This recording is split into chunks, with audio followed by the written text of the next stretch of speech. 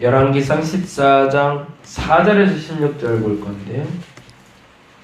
오늘은 열왕기상 14장 1절에서 15장 24절까지 보십니다. 그 14장을 넘어가서 15장부터는 사실은 이제 열 왕들이 기록이 되고 있는데요. 그 얘기는 나중에 기회가 될 때 다시 한번 좀 보도록 하고요. 유다의 왕이라고 하고 이스라엘의 왕이라고 나오는데 그거 잘 구별하셔야 됩니다. 유다 왕은 남쪽 왕을 얘기하고요. 이스라엘 왕이라고 얘기할 땐 북왕국 이스라엘을 얘기합니다. 그래서 북쪽의 왕이 어떻게 그리고 남쪽의 왕 유다가 어떻게 연결되고 있는지 보시면 되고요. 사실은 열왕기 상하에서는 그 왕들의 이야기가 그렇게 깊게 심도 깊게 다뤄지지는 않고 있습니다. 그래서 이제 굵직굵직한 왕들의 이야기를 살펴보게 될 텐데 그 왕들의 실수의 역사를 보시면 됩니다. 그들이 왜 실패했을까? 그러다 보니까 열왕기 상하에는 유다의 왕들에 대한 실패도 많이 기록되지만 북왕국 이스라엘에 대한 실패의 역사가 많이 기록되고 있습니다.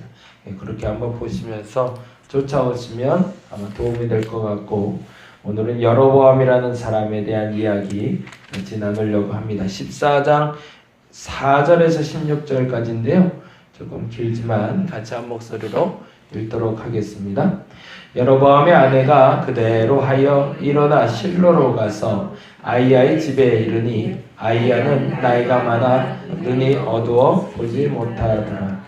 여호와께서 아이야에게 이르시되 여로보암의 아내가 자기 아들이 병들었으므로 내게 물으러 오나니 너는 이러이러하게 대답하라. 그가 들어올 때에 다른 사람인 채 함이니라. 그가 문으로 들어올 때에 아이야가 그 발소리를 듣고 말하되 여로보암의 아내여 들어오라. 내가 어찌하여 다른 사람인 채 하느냐. 내가 명령을 받아 흉한 일을 내게 전하리니 가서 여로보암에게 말하라. 이스라엘 하나님 여호와의 말씀이 내가 너를 백성 중에서 들어 내 백성 이스라엘의 주권자가 되게 하고 나라를 다윗의 집에서 찢어내어 내게 주었거늘 너는 내 종 다윗이 내 명령을 지켜 전심으로 나를 따르며 나 보기에 정직한 일만 행하였음과 같지 아니하고 내 이전 사람들보다도 더 악을 행하고 가서 너를 위하여 다른 신을 만들어 우상을 모아 만들어 나를 노엽게 하고 나를 내 등 뒤에 버렸도다. 그러므로 내가 여로보암의 집에 재앙을 내려 여로보암에게 속한 사내는 이스라엘 가운데 매인자나 노인자나 다 끊어버리되 거름더미를 쓸어버림 같이 여로보암의 집을 말갛게 쓸어버릴지라. 여로보암에게 속한 자가 성읍에서 죽은즉 개가 먹고 들에서 죽은즉 공중에 새가 먹으리니 이는 여호와께서 말씀하셨음이니라 하셨나니 너는 일어나 내 집으로 가라. 내 발이 성읍에 들어갈 때에 그 아이가 죽을지라. 온 이스라엘이 그를 위하여 슬퍼하며 장사하려니와 여로보암에 속한 자는 오직 이 아이만 요실에 들어가리니 이는 여로보암 집 가운데에서 그가 이스라엘의 하나님 여호와를 향하여 선한 뜻을 품었음이니라. 여호와께서 이스라엘 위에 한 왕을 일으키신즉 그가 그 날에 여로보암의 집을 끊어 버리리라. 언제냐 하니 곧 이제라. 여호와께서 쳐서 물에서 흔들리는 갈대같이 되게 하시고 이스라엘을 그의 조상들에게 주신 이 좋은 땅에서 뽑아 그들을 강 건너로 흩으시리니 그들이 아세라상을 만들어 여호와를 진노하게 하였음이니라. 여호와께서 여로보암의 죄로 말미암아 이스라엘을 버리시리니 이는 그도 범죄하고 이스라엘로 범죄하게 하였음이니라 하니라. 아멘. 여로보암이라는 왕은 이스라엘의 초대 왕입니다. 그러니까 유다라는 나라와 이스라엘이라는 나라가 나뉘게 되었을 때 초대 왕이 여로보암입니다. 어제도 말씀드린 대로 여로보암은 사실은 이스라엘 족속 요셉 지파에 속한 공사의 공사총 감독관이었습니다. 그가 왕이 될 만한 거목인지를 알 수 있는 사람은 오직 하나님의 사람밖에 없었던 거죠. 왕위를 이을 만큼 뭐 혈통이 좋았다던가 아니면 왕위를 이을 만큼 군사를 일으킬 만한 능력이 있었다던가 아니면 때로는 사람들이 보기에 저 사람 왕이다 말할 수 있는 자격이 그에겐 없었다가 전제예요. 그런데 하나님이 택했다는 거죠. 그 말의 뜻은 뭐하고 연결이 될까요? 사울이랑 만나고 있는 거죠. 여로보암을 보실 땐 그래서 사울의 느낌과 조금 유사하게 보시면 좋을 것 같아요. 안타깝지만 하나님이 선하게 보시고 하나님이 그를 택하셨지만 그가 하나님의 뜻대로 살지 못했더라 라고 되어 있습니다.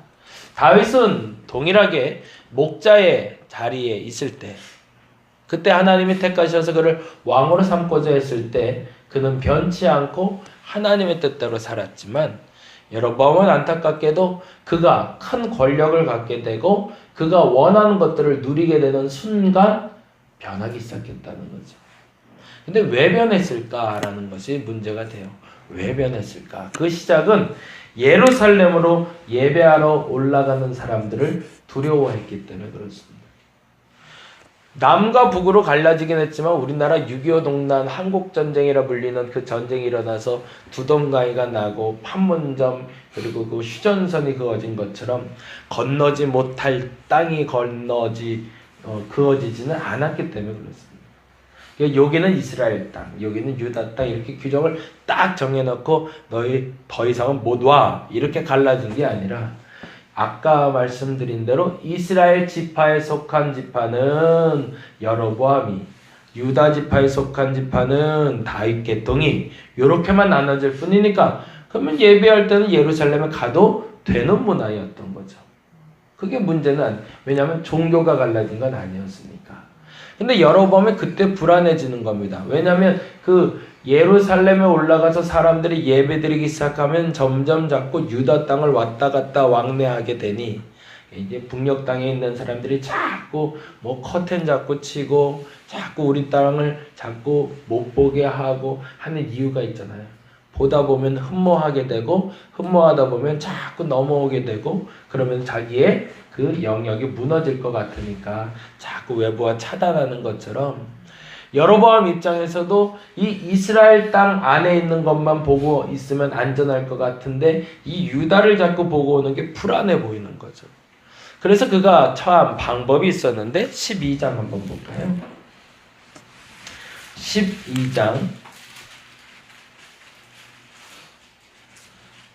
29절입니다. 25절부터 보죠. 25절부터 보겠습니다. 25절 읽어보겠습니다.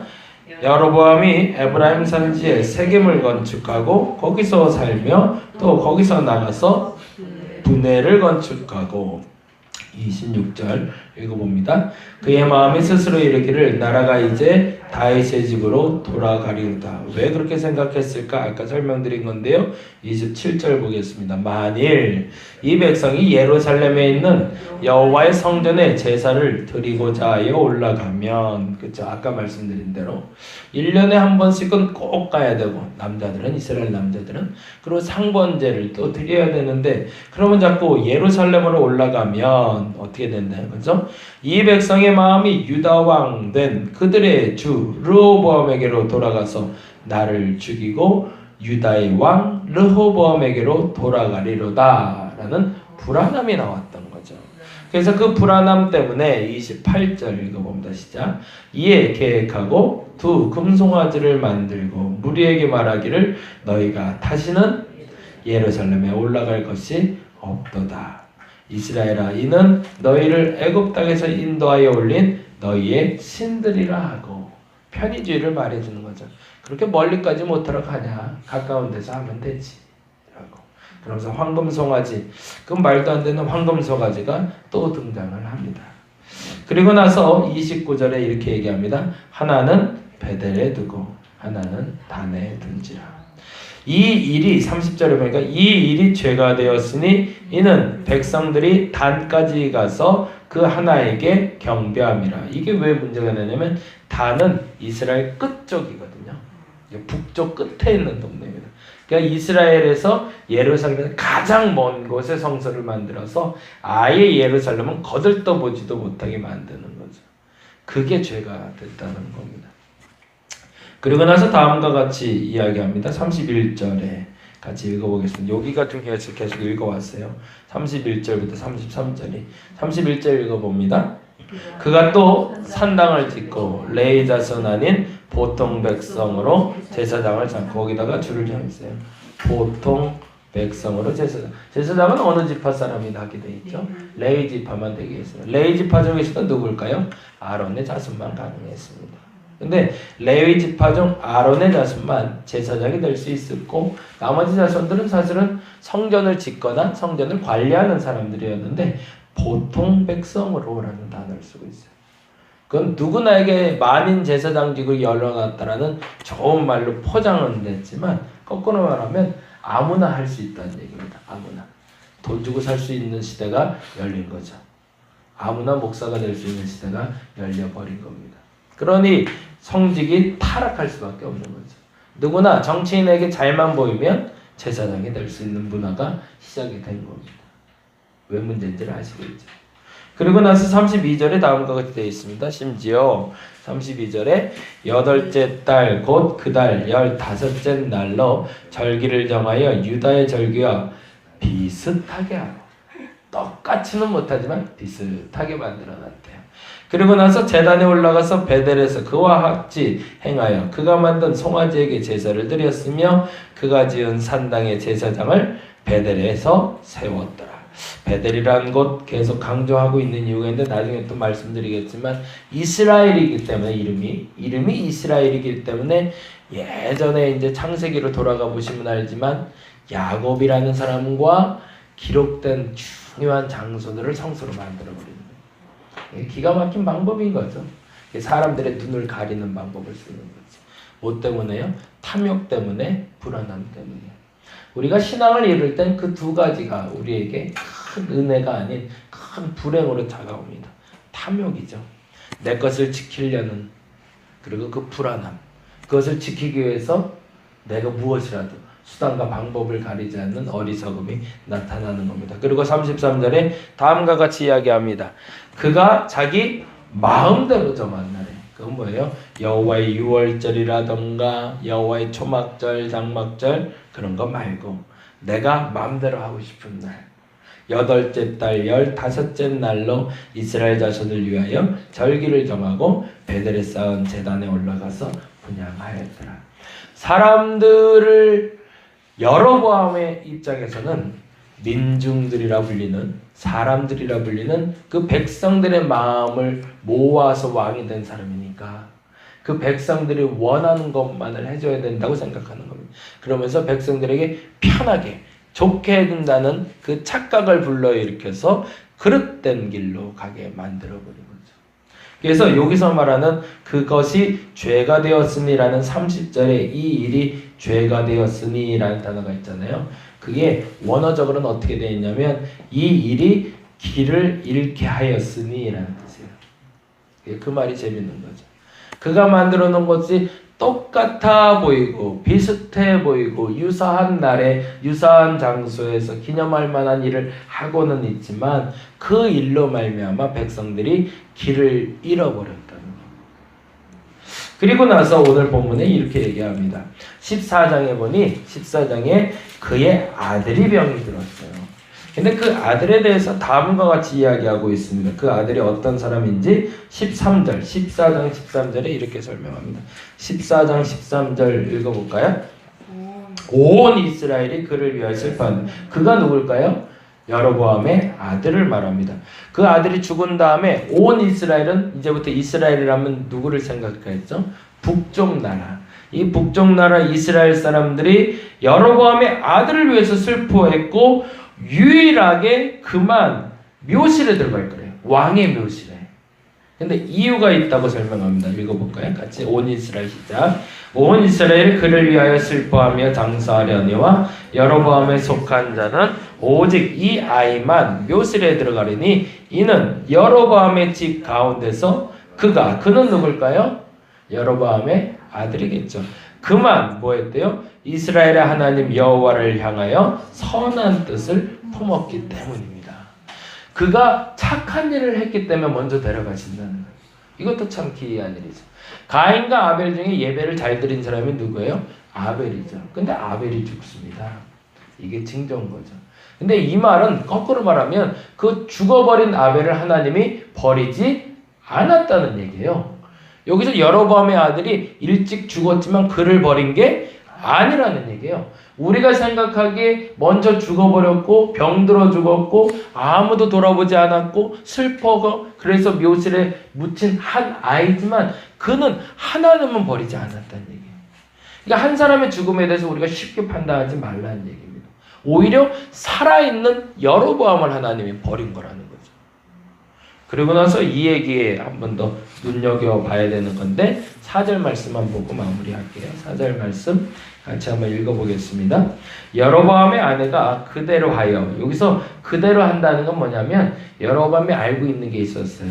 본인이 왕이 될 때 예언했던 아히야라는 선지자가 있었는데 그 아히야라는 선지자가 와서 이 나라가 당신의 나라가 될 것이요 그러니 당신은 다윗처럼 살아야 돼요 라고 얘기했는데 그 말을 기억하고 있다가 그가 실수를 하고 있으니 아히야를 찾아가질 않은 거예요.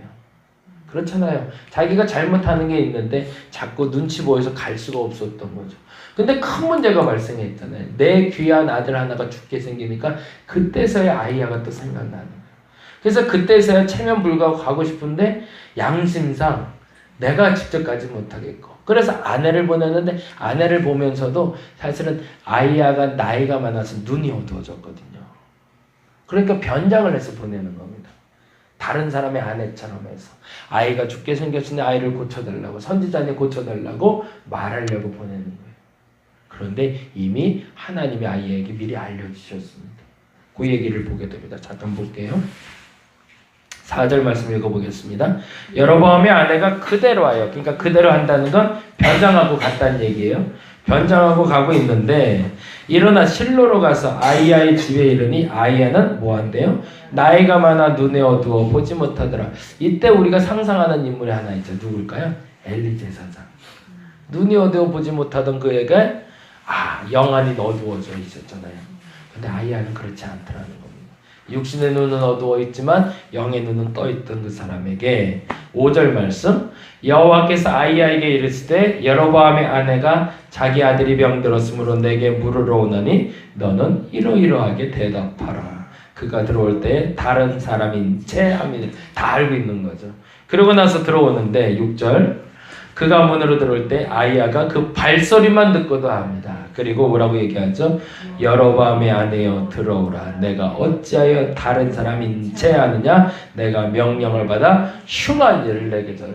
물어보지도 않는데 아예 대놓고 다 말을 해봅니다. 가장 크게 하나님을 분노하게 한 건 뭘까요? 하나님을 속이려고 들었다는 거. 그게 마지막 여로보암의 죄입니다. 저와 여러분이 하나님을 속일 수 있을까요?